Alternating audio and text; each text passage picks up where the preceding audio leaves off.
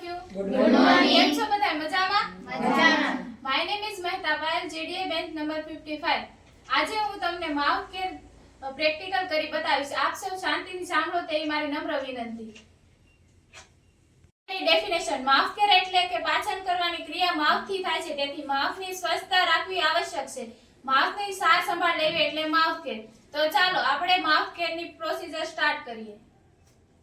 મારા પેશન્ટનું નામ છે રામજીભાઈ. તેના ઉપર આપણે માઉથ કેરની પ્રોસિજર કરવાની છે. તો સૌથી પહેલા આપણે ટ્રે તૈયાર કરવાની છે, જે માઉથ કેર માટે ઉપયોગી છે. બધા આર્ટિકલ્સ આપણે માઉથ કેરના લઈ લેવાના છે અને આપણે રામજીભાઈ ઉપર એપ્લાય કરવાના છે. તો ચાલો આપણે રામજીભાઈ સાથે વાતચીત કરીએ અને તેના ઉપર માઉથ કેરની પ્રોસિજર કરીશું.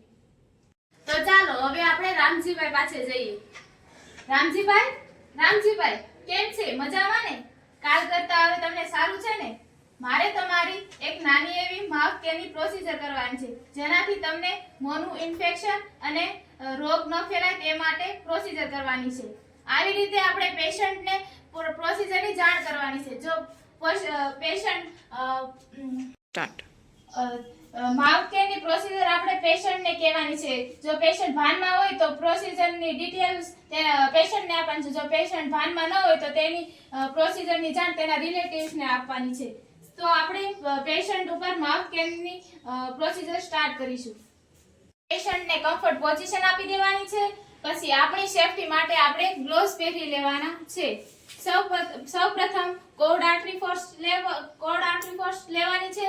પછી તેમાં એક ગોસ પીસ લેવાનું છે. ગોસ પીસને કોર્ડ આર્ટરી ફોર્સ શેફ્ટમાં આવી રીતે લોક કરવાનું છે. પીસને લોક કરી દેવાનું છે. પછી આપણે પેશન્ટ ઉપર આ ગોસ પીસનો એપ્લાય કરવાનું છે. જો પેશન્ટ ભાનમાં હોય તો આપણે તેને મોં ઓપન કરી દેવાનું કહેવાનું છે. જો પેશન્ટ ભાનમાં ન હોય તો આપણે ટંગ ડિપ્રેશનનો ઉપયોગ કરી શકીએ છીએ. યાદ રહે કે એક ગોસ પીસનો ઉપયોગ એક જ વાર ઉપયોગ કરવાનું રહે છે. ત્યાર પછી આપણે ગોસ પીસને પોટેશિયમ મેગ્નેશિયમ વાળું કરી દેવાનું છે. ત્યાર પછી પેશન્ટના મોંના ઉપલા ભાગને ક્લીન કરવાનું છે. આવી રીતે આપણે પેશન્ટના મોંની અંદર ક્લીન કરવાનું છે.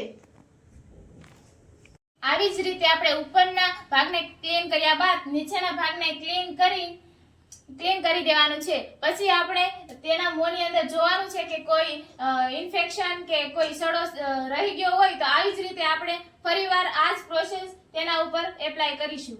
આપણે ટોવેલ દ્વારા પેશન્ટના મોંને ક્લીન કરી દેવાનું છે. આ માઉથ કેરની પ્રોસિજર કર્યા બાદ જરૂરી જણાય તો તેના ઓઠ ડ્રાય હોય તો તેના ઉપર આપણે લિક્વિડ પેરાફિનનો ઉપયોગ કરવાનો છે, જેનાથી તેના ઓઠ ભીના રહે. ઓકે. આપણે બધા આર્ટિકલ્સને ભેગા કરીને BMW દ્વારા તેને બાયો વેસ્ટ કરી દેવાના છે, ડિસ્કાર્ડ કરી દેવાના છે. ત્યાર પછી કેસ પેપર ઉપર પેશન્ટની પ્રોસિજરની નોંધ લખી લેવાની છે.